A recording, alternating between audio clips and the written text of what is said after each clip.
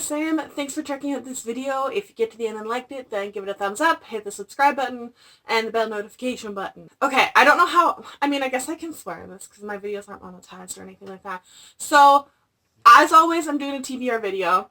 For lack of a better explanation, July is my catch the fuck up month, okay? I have this habit of, I like to read books that have audiobooks so I can listen along, like a story time basically. And it's also a million times easier because, hey, I'm a millennial. I can't do one thing at once. Like, I can't sit down and only do that. That's why we all enjoy working 15 different jobs, right? So this is my month to, as much as possible, catch up on books that I have not had a chance to read. I kind of like came up with this idea later on of books that I don't finish that's on like my monthly TBR basically. I'm keeping them on like a special shelf, so as I get near the end of the year, I'm doing like another like catch up on the TBR books that I haven't gotten to. So this month is more of books that have been on my shelf for freaking ever, and I'm like, I'm gonna keep that. I know I'll read it, and it's been like 3 years, okay? So, or it's been on my TBR for forever. So I went to the library, hauled a bunch of books, and then looked at my shelf and went, okay, pulling all these books, I know I want to read them. Especially with September and October having so many new releases. I don't plan on buying all of them, but I really, really, really want to get onto some books that I just haven't read yet and get tackling the TBR because I feel like it's continuously growing every month now despite how many books I read. I am also doing I don't know what it's being officially called, but essentially a K-pop reading challenge for the month of July as well. So I will point out the books in that. I don't normally participate in reading challenges, but this is one that was really piqued my interest. As you may know, I like K-pop. And they picked some songs from bands that I have never heard of. I've heard of the bands, just hadn't heard of the songs.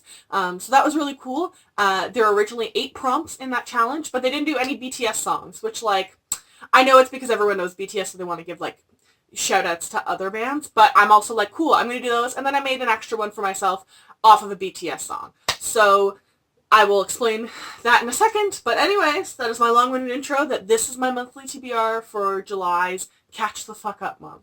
So starting off with the K-pop reading challenge, the first one was for the song Utopia by ATEEZ, which if you've never heard of ATEEZ, I know they're like a rookie group, but you should really check them out. They're amazing. Their song Holla Holla is on repeat in my home.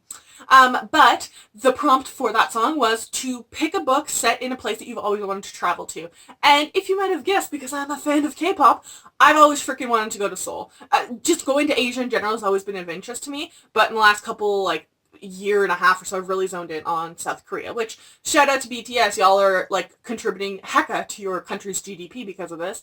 But it's just, it's somewhere that I really, really want to go, and I've always kind of been, like, scared of South Korea because it does border that psychotic North version.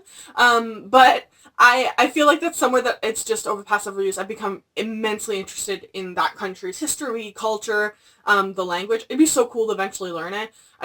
It'd be hard because, like, literally I don't know a single person South Korean, let alone that speaks the language here. But I'm going to pick up Wicked Fox by Kat Cho. I tried to read this the other month. I kept getting distracted, decided, okay, this is a sign. I'm going to try it another time. But it actually came out today. So this is a great reminder for myself that I need to freaking read this book. So this is probably actually going to be the first book I read this month, too. The second prompt was the song RPM by SF9. I think I hadn't actually heard of this group at all. So that was an also cool, fun surprise. It's a whole new world that I'm exploring with them. And I feel like every time I go on YouTube, I find a new artist that I get into.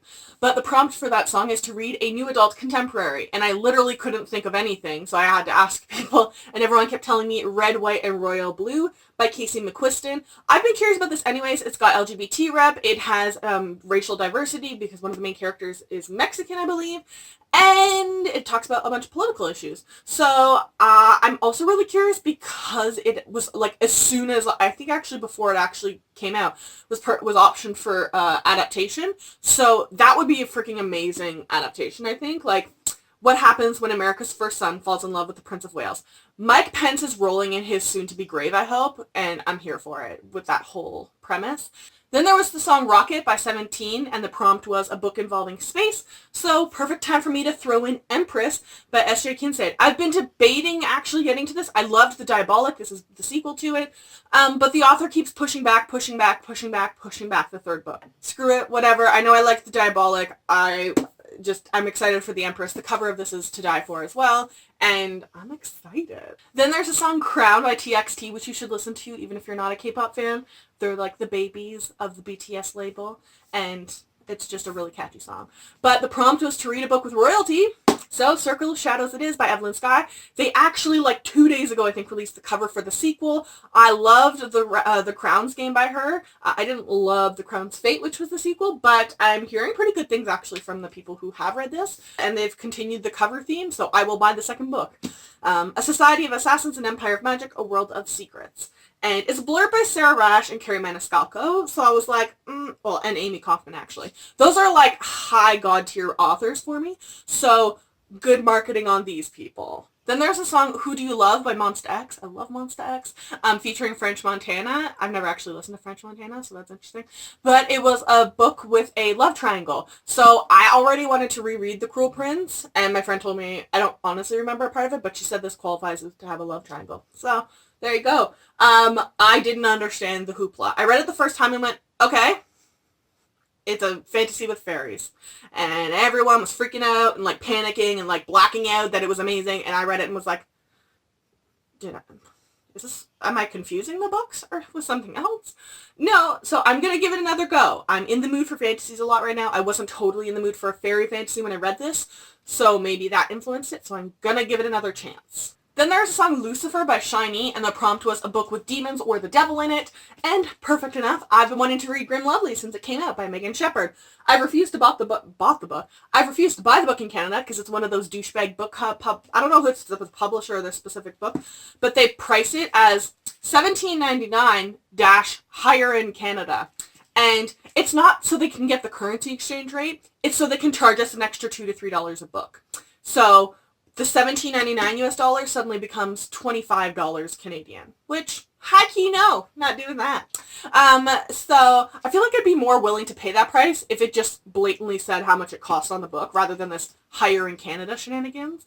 We already get axed out of most pre-order swag. We already get axed out of author signings and tours. They never come to Canada, or if they do, they go to Toronto and are like, we reached Canada, and then they leave. So I'm not here for that. So thankfully my library had a copy, so I will actually read it. Then there's the song Different Game by Jackson Wang, which is prompted to read a book of a different genre or format. And I'm pretty good with format, so I went with a different genre that I'm trying to get more into. It's just not one that I've generally enjoyed for the most part in the past. I've never had any like 5-star reads. But I am going to give Killing November by Adriana Mather a shot. It's like a mystery contemporary like thriller, which I'm like iffy on anything that has a contemporary classification, but I'm going to try it, okay? I will give it an actual go. Somewhere out there is a killer. Too bad they targeted the wrong girl. And I hope I like it. I'm hearing really good things from the people who have read this book, and Adriana Mather is going to be in the TBR and Beyond group this week or next week. Sometime in the next week or two. Then there is the song Superhuman by NCT 127, which if you are not a K-pop fan, I warn you to get into that group. It's a group of like 1 billion people, and they have subgroups within them, and it's impossible to keep track of them all, and they keep adding new subgroups. So just fair warning, don't try and get into them like as a group. You can enjoy their music, but you're not going to be able to like go full BTS and like differentiate all 7 members and like know all their personality. Like there's just too many of them. And it's like the stereotypical size of a K-pop group. But the prompt for this, attached to this, was a book with non-human characters. And I'm going to go with Exile by Shannon Messenger. This is the sequel to Keeper of the Lost Cities, which I adored so much. So I am picking up the next book. And then the 9th prompt that I decided to add, I picked the song Dionysus by BTS, which the song just came out on their new album, Map of the Soul Persona. If I hear one more reaction person call it Dionysus, I'm going to snap. How do humans not know how to pronounce Dionysus? Have you never read, listened, or watched any of the Percy Jackson movies? Like, how is that? Like, but I knew how to pronounce Dionysus before, like, maybe it was Hercules? I don't know. How do people not know how to pronounce Dionysus? I don't understand that. But anyways, I decided with Dionysus, so I went with books that is about or have Greek gods or Greek mythology, just ancient gods of some sort.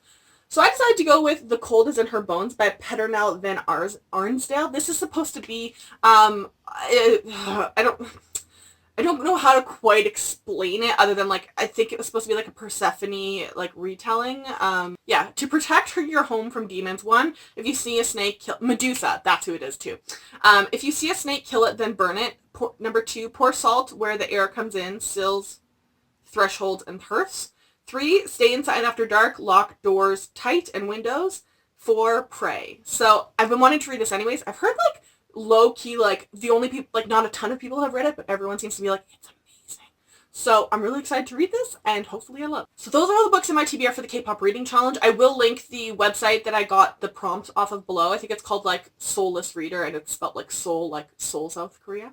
But these are the rest of books on my TBR that are not related to a challenge. So I've actually seen this audiobook at my library for forever, and I just keep walking by it and being like, I will read that eventually. So this month my nonfiction is going to be The Family Romanov, Murder, Rebellion, and the Fall of the Imperial Russia by Candace Fleming. I think I've read another book by this author. This author's name sounds like really familiar, and I can't remember which book it was.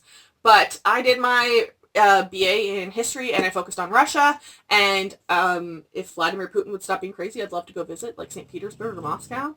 But the Romanovs especially, and the whole Anastasia thing is fascinating to me, and I love the Tsar. I know it's not a real word apparently, but Tsarina, the Tsar's wife, and the relationship with Rasputin, which now that I watched, like, Anastasia back, knowing all this information, I freaking love that movie so much. Just the whole serfdom and the agricultural land and everything that happened before the World Wars that led up to this chaos of a couple decades with World War I and World War II in this country that was already in, like, upheaval and civil war. I've been wanting to try a book by this author because she just released a book that has, like, a K-pop, like, I think, setting or character or something.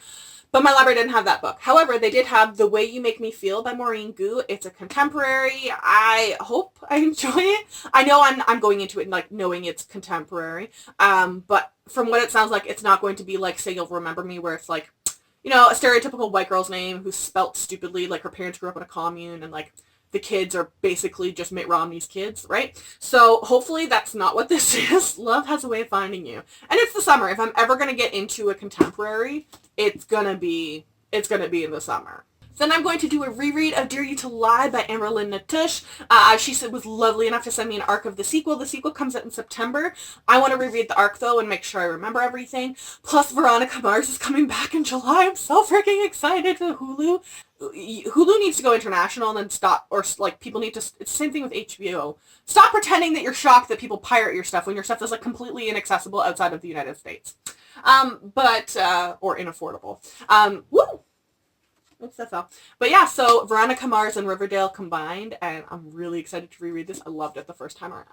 I've almost picked this book up a few times at the bookstore, so I finally picked it up from the library, and I'm going to give it a go and see if I like it, because it is a bit more expensive of a middle grade. The Mystery of Black Hollow Lane by Julia Noble. It's so freaking pretty. Dear Emmeline, changes are coming. There's more to your father than you realize. If you found any of the relics, keep them safe. Sincerely, a friend. It just sounds like a great not murder mystery, a great middle grade mystery, and it's just it's just really sleek looking as well.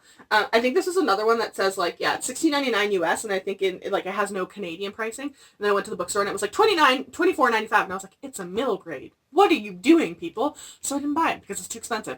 But thankfully we have the library, so I'm going to give it a go and hopefully I like it. I'm sort of nervous about this one, but everyone I know who's read it has raved about this book. I was warned by a friend, though. She's like, I don't know if it's totally going to be in your genre wheelhouse. So I'm going in with my checked expectations, but I'm going to give Saw Kill Girls by Claire Legrand a try. I really enjoyed Furyborn. I really have to eventually get to Kingsbane. It's just not on the top of my TBR. It just sounds really cool, and it's a horror, and I figured I'd give it a go and try and get out of my wheelhouse a little bit. And it was at the library, so. Another one that I've heard very few people read, but those who have read have raved about it, is Neverworld Wake by Marisha Pessl. I don't know what to expect from this, to be totally honest. It doesn't sound like anything I would normally read, which is why I was kind of like, nah, sure, let's give it a go. But it's been on my TBR for forever, so I was interested at one point for some reason. I was going to be stuck here forever, here in the Neverworld, where I'd never grow old, never have a family, never fall in love. I was a ticking clock in a timeless world. It sounds like a cool book, to be totally honest. I just don't quite know what this cover is trying to portray. Like, her face is supposed to be the mountain, and there's, like, water. I don't know if this is It says suspense, but I mean, like, I don't know what what exactly this entails. So hopefully I like it. Now, this is completely dependent on if I enjoy The Cruel Prince, but I also picked up a copy of The Wicked King by Holly Black. I know everyone was, like, hurt to their soul by this book, but for that reason, I guess the publisher moved up the release of the third date by, like 4 months or something like that to late 2019. So she released this book, like, right at the beginning of 2019, and you're getting the third one at the end of 2019. So, like, props to Holly Black. You must be strong enough to strike and strike and strike and strike again without tiring. The first lesson is to make yourself that strong. I really hope I do get into The Cruel Prince and it was just a mood thing. I'm finally going to tackle my last Outlander book, Written on My Own Heart's Blood by Diana Gabaldon. And I actually can kind of admit this. I was looking back. I don't think I ever actually read this book. I remember buying it, like, the day it came out. I, like, walked 45 minutes across town because I didn't have a car at the time to my bookstore when I was still living in Ontario in Orangeville. And, like, I just don't think I've had a chance to read it. I was in grad school or undergrad, and then I went right into grad school, and then just been chaos since. So I'm really excited, and she kind of sort of announced on her blog that her goal is to have the next book, which is called Tell the Bees That I Am Gone or something like that, supposed to be finished being written by 2019. So I'm guessing we'll have, like, a publication of, like, mid-early 2021, hopefully. Also, if you're wondering why I seem to be so patient about release dates with Diana Gabaldon, I don't know. I just always seem to enjoy the books. I'm like, I'd rather her take her time. Whereas, like, other authors, I just have no patience for it. Like, I can't explain it.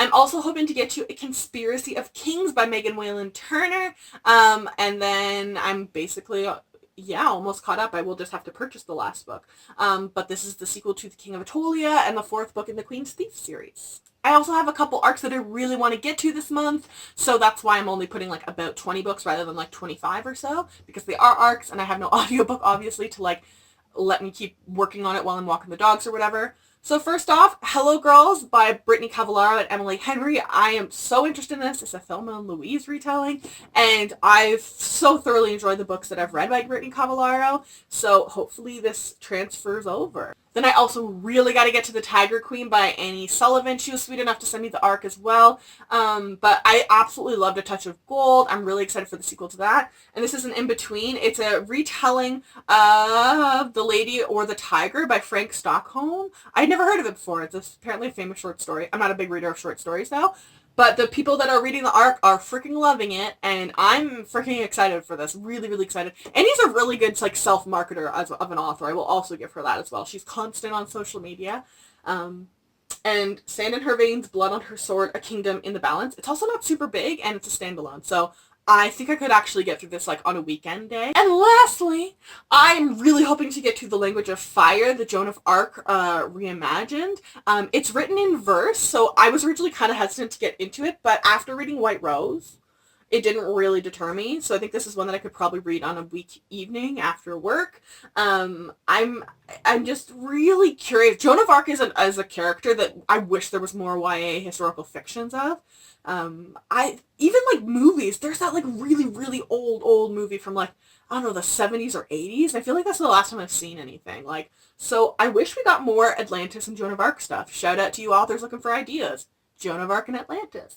And then this month, for some reason, I feel the need to put together these, like, backup books, just in case some of them are DNFs, because they are a bit out of my wheelhouse. So I am going to try and get to Sorcery of Thorns by Margaret Rogerson. She is going to be in the TBR Beyond group in the month of July, and we're also doing, like, a group event discussion about the book. It sounds like it has elements that I'll really love, but I just found An Enchantment of Ravens to be super underwhelming, and I don't... See, this is the thing. I talked about this in my IG stories. I don't hate this cover. I'm just really tired of the same graphic artist doing the exact same design on all the covers. There's lots of other artists out there that I wish publishers would give a shot. And I also just wish we would get less of the same characters same white-looking characters that belong in ACOTAR. But hopefully I like it. It's supposed to be like a library apprentice and there's magic and all that stuff. So hopefully I'm totally wrong and I end up loving it. And lastly, I hope to get to Lair. I think I called it Liar of Dreams once. It's Lair of Dreams. I don't know why I switched up the A and the I.